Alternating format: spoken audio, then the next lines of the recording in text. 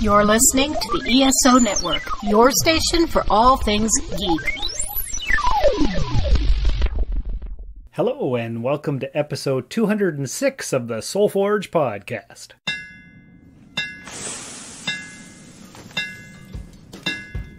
Welcome to the Soul Forge, a place of silent mystery, quiet contemplation, and outright mayhem. Join your host, Sean Vanderloo, as he guides you through the adventures of living. Together, we'll talk about life and love, sex and dating, joy and heartache, memories and loss, and so much more. Don't worry, it's not nearly as pretentious as it sounds. Get ready for life, the universe, and everything on the Soul Forge.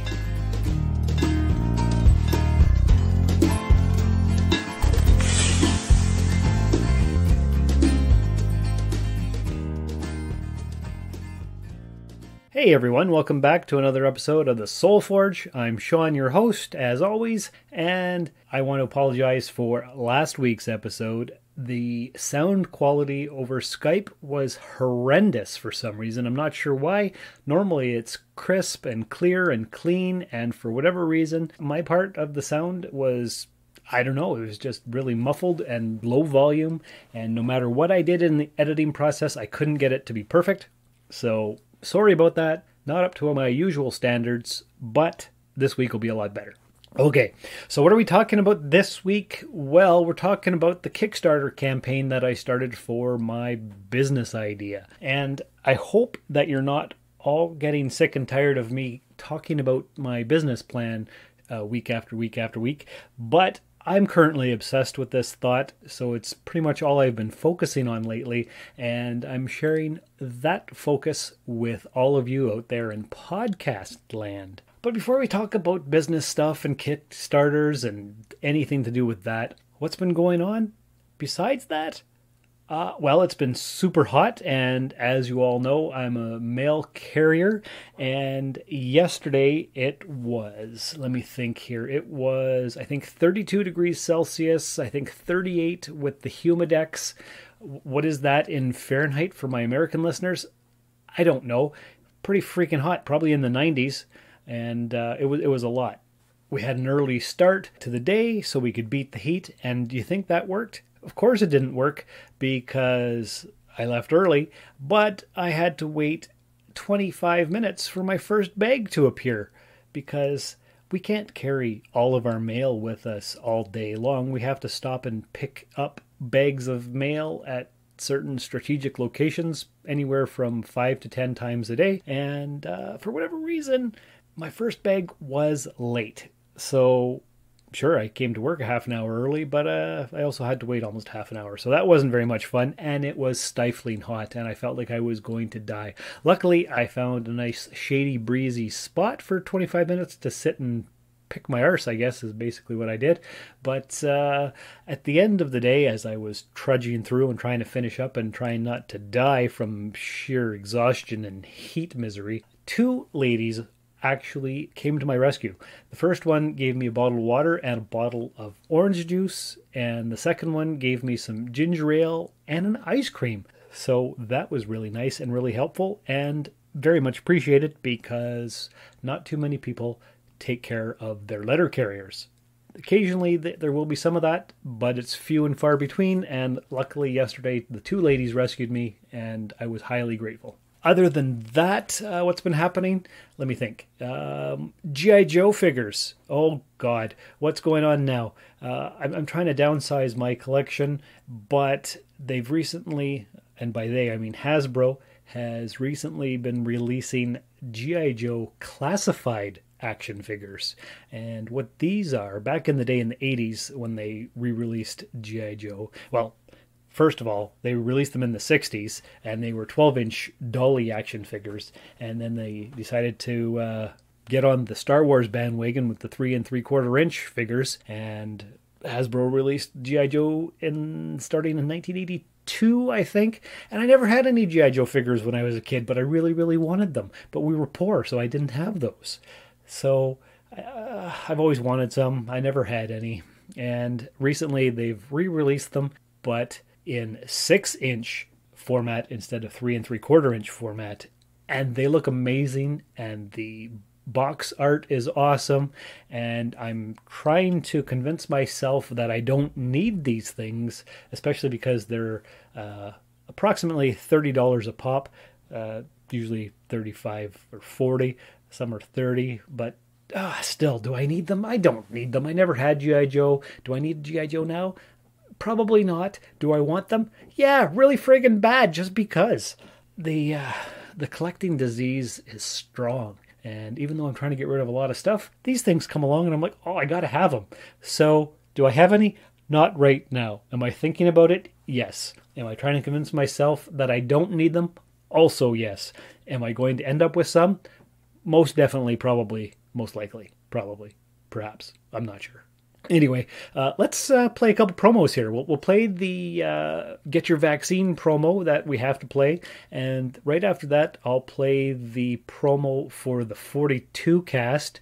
So I'll be back in about a minute. Welcome to Dr. Geek's Laboratory. Hello everyone, Dr. Geek here with a shout out to all the scientists who worked tirelessly to bring a COVID-19 vaccine into reality. Let's face it, creating something of this magnitude is a miracle worthy of Dr. McCoy himself.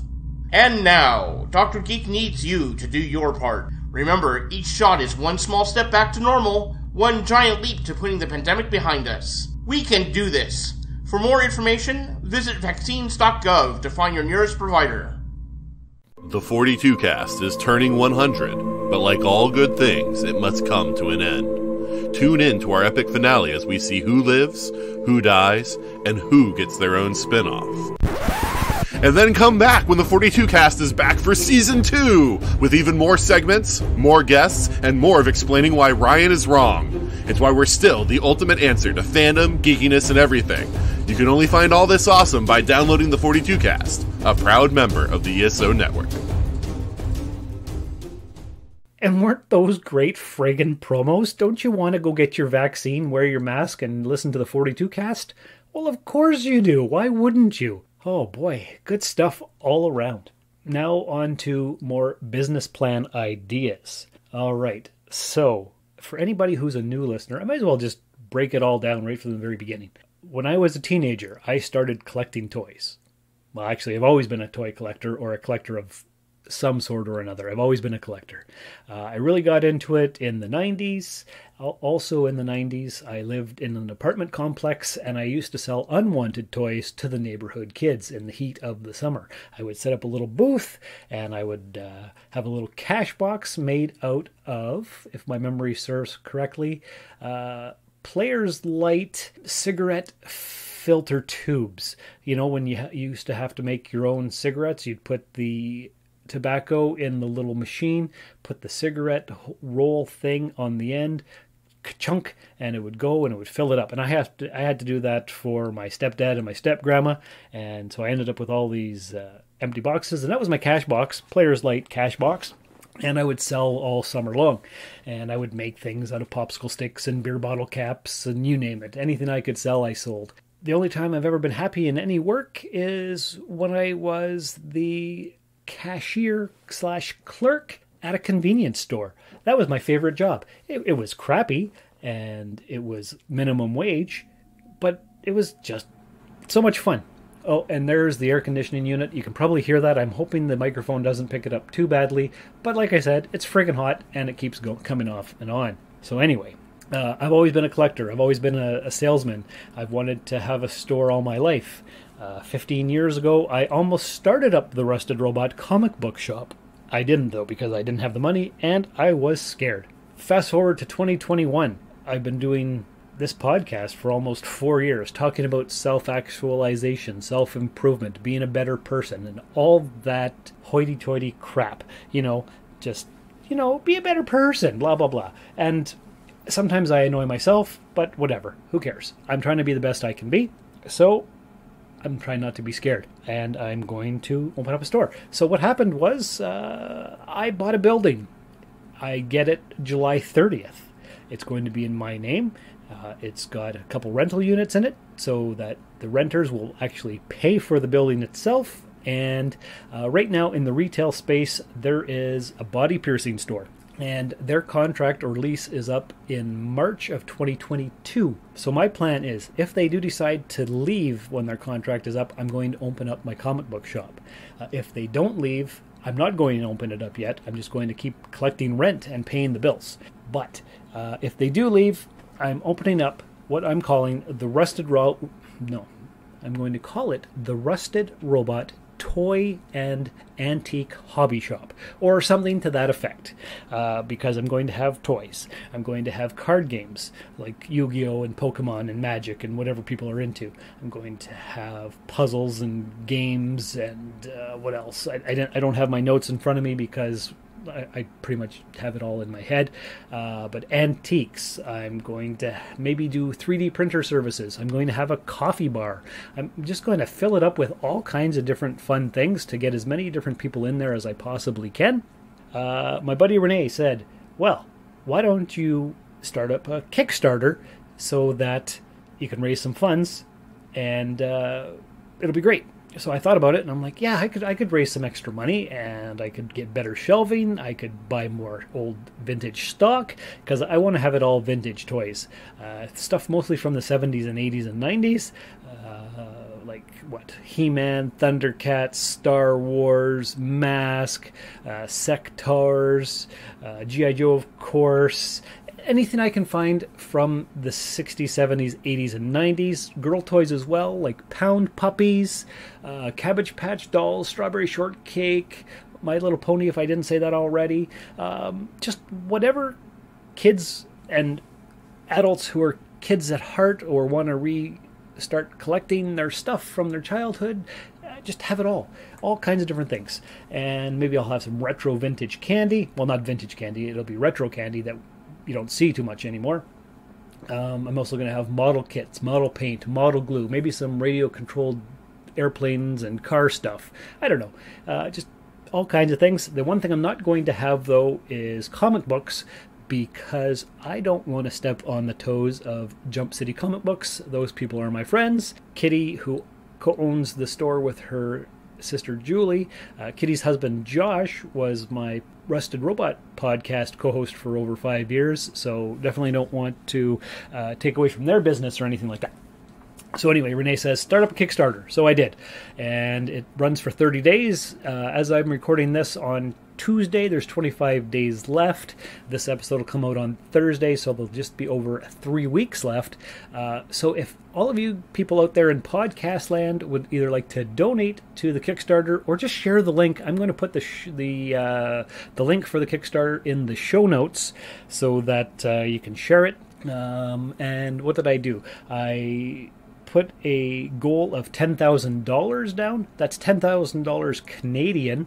So really, if you're an American and you just want to give me $8,000, then that'll be the whole $10,000 that I need. Just kidding. But anyway, what I did was I launched the Kickstarter, put up a bunch of rewards like stickers and shirts and hats and mugs and jackets and all kinds of things. I hit launch, and then after I hit launch, it says your Kickstarter is now live. It's an all or nothing campaign. All or nothing? What is all or nothing? So either I get $10,000 or I get nothing. So even if I get donations totaling like $7,500. If it doesn't hit $10,000, I get nothing. So that's the way Kickstarter works. I didn't know that. I don't know if any of you out there in podcast land know that, but that's how it goes. So that's quite interesting. So I posted it on my Facebook. I shared it in the Rusted Robot Facebook group. I did it in the SoulForge Facebook page. I got friends to share it. I even put it in the Timmins Toy Collectors group, and then I got nothing but criticism from a couple of people because they kept saying, where's your market research? How do you expect this to be successful? It was just a lot of negativity. So that wasn't a lot of fun. But anyway, the thing's been going for about 5 days. I've got 5 backers, and let me just pull up the app here so that I have it. And what it tells me is the Rusted Robot Toy and Antique Hobby Shop funding progress. 25 days to go, 5 backers. I've got $176 in pledges from 5 people, so that's a nice start. It's not nearly enough. And guess what? Even without the Kickstarter, I'm still going to open up my business because I've been collecting toys and antiques for years. I've got a whole pile of stock of my own stuff. I'm waiting for the lockdowns to be over so that I can go yard sailing and get even more. But that's the way it goes for now. And let's see, I've got about 7 different reward levels. $50, $25, $75, $100, $150, $500, and $1,000. It says the average pledge amount is $35 from 5 people. Let's see. There's not a lot of information on this app, and it doesn't even tell me who donates. So that's another thing. I guess I'll find out once the campaign is over. Do I like the app? Not really. And it was very hard to get it in progress because there's a lot of little different things you have to do, and you have to go back, and you need this information, and you need that information. So anyway, long story short, I've got a Kickstarter to help me buy shelving and stock for the building, also to pay for some of the advertising that I'll eventually have to get. The store will open either April or May of 2021 if they do leave at the end of March. If not, it'll open at a later date whenever they do decide to leave. However, I am going to do an online store in the meantime. I just have to figure out which web server to go with. Maybe GoDaddy. I haven't figured that out yet. I keep getting all kinds of ads on my phone through Facebook. So anyway, that's what my obsession is. I want to get G.I. Joe toys. I want to open up my toy store. I would like as much help as I can possibly get. I don't expect help because I do most of these things on my own, and nobody ever really helps because everybody's living their own life. So really, that's just the way life works, I guess, right? So, do you have any questions? If you do, questions, comments, or concerns, or friendly advice even, soulforgepodcast@gmail.com. That would be definitely helpful. I've never run a business. I've never owned an investment property. I don't know what the hell I'm doing. So any help, any advice, any words of wisdom, definitely appreciated. I'll take those. So I guess that's it for now. I'm going to go have supper. Got to prepare for the next recording of the Cosmic Pizza podcast, and basically keep scouring Facebook Marketplace for all kinds of different toys that people might be getting rid of. So in the meantime, thanks for listening. Next week I'll try to do a non-business related episode. If you have any suggestions for what you'd like me to talk about, send me an email. But until next time, take care, live your best life, stay safe, and remember, never forget who helped you out while everyone else was making excuses. Thank you for listening to another episode of the Soul Forge podcast. Your support is greatly appreciated, and we hope you'll tune in again next time. Remember that you can visit soulforgepodcast.com for all of our social media links, and don't forget to share the show with everyone you know. The Soul Forge podcast is your best source for living your best life. Think about it. Ever had an idea for a new invention or a way to improve on what something else already does? Lots of people have ideas like this, but usually very few have the resources to turn their ideas into reality. But now, with the help of the internet, people with creative ideas can get the funding they need to bring their ideas to life. One of the most popular places where this happens is on the website Kickstarter. I'm Jessica from techboomers.com. In this video, I'll tell you about what Kickstarter is and how it works. Now let's get started. So what exactly is Kickstarter? Kickstarter is an online fundraising platform. Creators post their projects and ideas, along with specs for their finished product, potential risks, and progress updates. Then, other people, like you, can donate money towards these projects. Kickstarter is often called a crowdfunding platform. Basically what this means is that the creators can get donations from a larger number of people at once, which reduces the amount of money that each donor has to put in. The nature of the internet makes this business model easy to implement using sites like Kickstarter. So how does Kickstarter work? When a creator posts a project, they set a monetary goal and a deadline to meet it by. Then, supporters can pledge money towards the completion of the project. If the project doesn't meet its funding goal by the set deadline, then the creator receives no money and the supporters will not be charged for their pledges. Now I'll tell you about 3 key features of Kickstarter. Number 1. Kickstarter is full of ideas and inventions. Kickstarter has 15 different project categories, including music, technology, food, and design. Number 2. Creators stay accountable to their supporters. Creators of projects on Kickstarter are encouraged to be as open about their projects as possible. This can include writing project specs, submitting proofs, identifying potential challenges, providing progress updates, and responding to feedback from supporters. Number 3. Many projects on Kickstarter have incentives for people who make donations above a certain amount. For example, here's a project for a cookbook. These are some of the rewards you can get for supporting this project. If you donate over $10, you get a desktop wallpaper. If you donate over $25, you get a digital copy of the book. And if you donate over $65, you get a hard copy of the book. That's it for our quick intro to Kickstarter. If you'd like to learn more, check out our free Kickstarter course on techboomers.com. This has been a broadcast of the ESO Network. Be part of the crew and help support our shows by donating to our ESO Patreon or by shopping at the TeePublic store, which can all be found at www.esonetwork.com. The ESO Network, your station for all things geek.